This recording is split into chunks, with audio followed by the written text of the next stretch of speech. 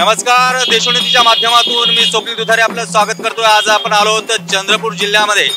चंद्रपूर जिल्ह्याचं लोकसभेचं जे वातावरण आहे ते पाहण्यासाठी आज देशोन्नतीची टीम हे थेट चंद्रपूर या ठिकाणी पोहोचली आहे। आपण पाहतोय की देशोन्नतीच्या माध्यमातून सुधीर मुनगंटीवार यांना जनता कौल देणार का प्रतिभा धानोरकर यांच्याशी जनता आपलं भाग्य दाखवणार हे पाहण्यासाठी आज देशोन्नती पोहोचलं थेट चंद्रपूर जिल्ह्यामध्ये।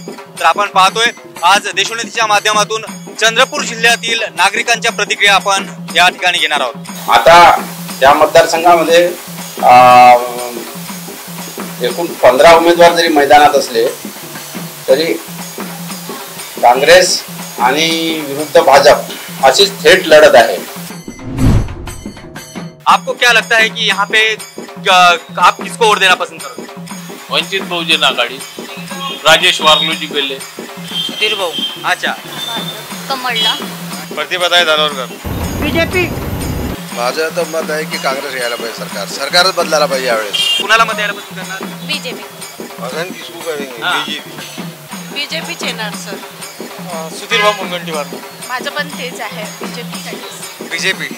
आता येणारं लोकसभा म्हणजे आता 10 वर्ष आता बीजेपीने काढली, आता 10 वर्षानंतर दुसऱ्यांना मत करायचा विचार। आधी तर हेच बोलायचं आहे मला की या देशात फक्त का दोनच पार्टी आहे का, बीजेपी आणि काँग्रेस, बीजेपी आणि काँग्रेस, बीजेपी आणि काँग्रेस। काँग्रेस मुक्त महाराष्ट्र असा नारा भारतीय जनता पक्षाने दिला होता, मात्र त्या नाऱ्याला छेद देण्याचं काम चंद्रपूर मतदारसंघात झाला आणि इथे काँग्रेसचे बाळू धानोरकर निवडून आले होते आणि संपूर्ण महाराष्ट्रात एकमेव हा मतदारसंघ काँग्रेसच्या ताब्यात आला। तुम्हाला काय चांगलं वाटतं बीजेपी मध्ये? बीजेपी मध्ये काही वाईट आहेच नाही ना, सर्व काही चांगलंच आहे ना। कामाचे वगैरे ना, मलाही तेच विकासच आवडलेला आहे। म्हणजे जसं आता उडान पूल घ्या, राम सेतूचा सौंदर्यीकरण घ्या, बोटनिकल गार्डन घ्या, जो विविध समस्या आहे आपल्या चंद्रपुराच्या त्या सर्व त्यांनी म्हणजे सरळ म्हणजे सोप्या याच्या पद्धतीने लावल्या आहे। विदर्भासाठी आतापर्यंत काँग्रेस आणि बीजेपीने भरपूर आश्वासन देऊन जनतेची दिशाभूल करून त्यांच्याकडून मतं प्राप्त करून घेतलेले आहे। बहुत काम किया है यहाँ पर। बीजेपी ने बहुत कुछ अच्छा किया, जिनका जनधन का खाता नहीं था आज उनका खाता हुआ। खाते में पैसा नहीं, उसका क्या? अरे पैसे तो नहीं होता, कम जनगणना में आज उनका खाता तो हुआ। खाते होने से क्या मतलब हो, तो खाते होना तो पैसा भी होना जरूरी है ना। 2024 मध्ये होऊ घातलेल्या निवडणुकीत काँग्रेसकडून भोरच्या आमदार प्रतिभाताई धानोरकर यांच्या विरुद्ध भारतीय जनता पक्षाचे वजनदार मंत्री सुधीर भाऊ मुनगंटीवार असा हा थेट सामना आहे। प्रतिभाताई धानोरकर यांच्याबद्दल बोलायचं झाल्यास त्या मागील 4-4.5 वर्षापासून आमदार आहेत, त्यांना त्याचा विधानसभेचा अनुभव आहे।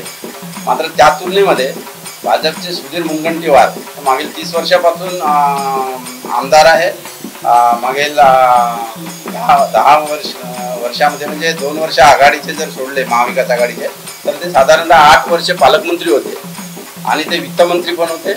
या दृष्टीने त्यांनी आपल्या भागामध्ये मोठ्या प्रमाणात विकास निधी खेचून आणला। अगदी मला एवढं म्हणायचं की आता आम्ही बऱ्याच जणांना प्रश्न विचारल्यानंतर कळते की पहिलं काँग्रेसला वैतागून लोकांनी बीजेपीला मत दिलं, परत आता काँग्रेसला मत का? आता बीजेपीला वैताग नाही लोक। अच्छा, म्हणजे आता परत बीजेपीला वैतागले कारण शेतकरी कामगार मजूर याच्यावर काही सुधारणा नाही ना। शेतकऱ्याच्या मालाला कोणता भाव मिळाला आजपर्यंत? काहीच नाही। काय विशेष काय की तुम्ही कशाबद्दल नाराज आहात बीजेपी आणि काँग्रेसवर? मागच्या वेळेस इथून काँग्रेसच्या खासदाराला का केलं? काहीच नाही। रेती आणि दारूची तस्करी केली, रेती आणि दारूची तस्करी केली, रेती आणि दारूची तस्करी केली। नोकरी नाही, काही नाही, म्हणून तू भाजपाला मत देणार?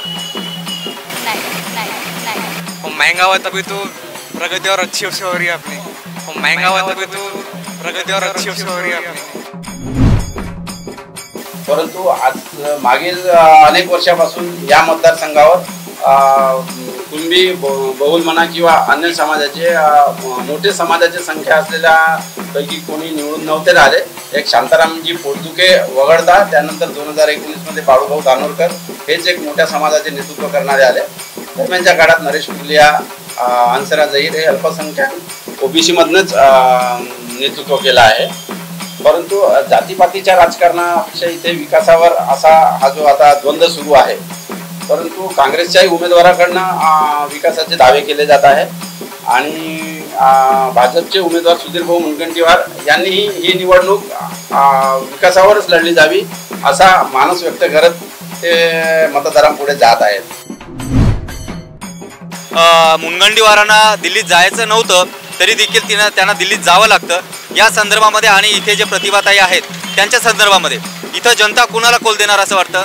आदरणीय सुधीरभाऊ मुनगंटीवार या चंद्रपूर जिल्ह्याचे पालकमंत्री आलेले आहे गेल्या 8-10 वर्षापासून.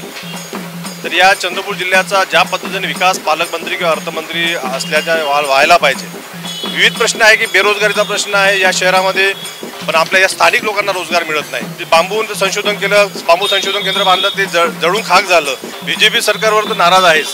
गेल्या जो जुमलेबाज म्हणतात 2000 करोड लोकांना रोजगार देणार होते, 15 लाख देणार होते, शेतीचं 6000 सांगतात.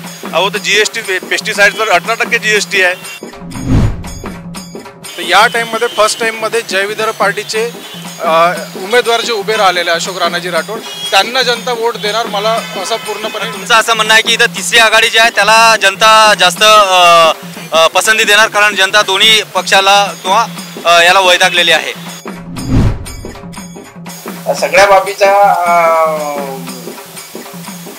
सर्वसामान्य जनतेला हे आता कसे उत्तर देतात प्रचारात आणि एकूण सगळे मतदार यांना कसे स्वीकारतात याच्यावर या दोघांच्या विजयाचं गणित अवलंबून आहे.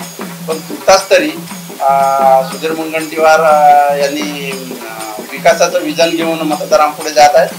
त्यालाच तोडीस तोड एक महिला उमेदवार म्हणून काँग्रेसच्या प्रतिभाताई धानोरकर यांनी देखील कुठल्याही सहानुभूतीची मी भीक मागणार नसून माझ्या पतीच्या बाळू धानोरकर यांचे स्वप्न पूर्ण करण्यासाठी मतदारांकडे जात असल्याचा ते विकासाचा दावा करून निवडणुकीला सामोरे जात असल्याचा दावा करीत आहे.